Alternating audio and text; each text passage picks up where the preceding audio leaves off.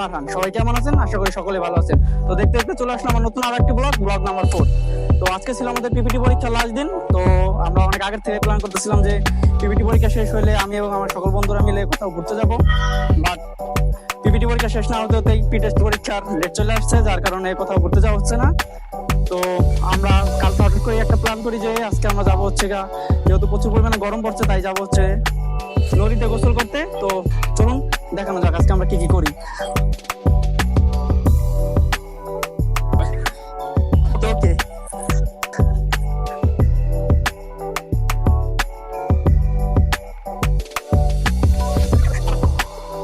মানে যাইও না রে বন্ধু, ধরতে পারবো না। তুমি পাতালে যাইও না রে বন্ধু, ছুঁইতে পারবো না। ও বন্ধু রে,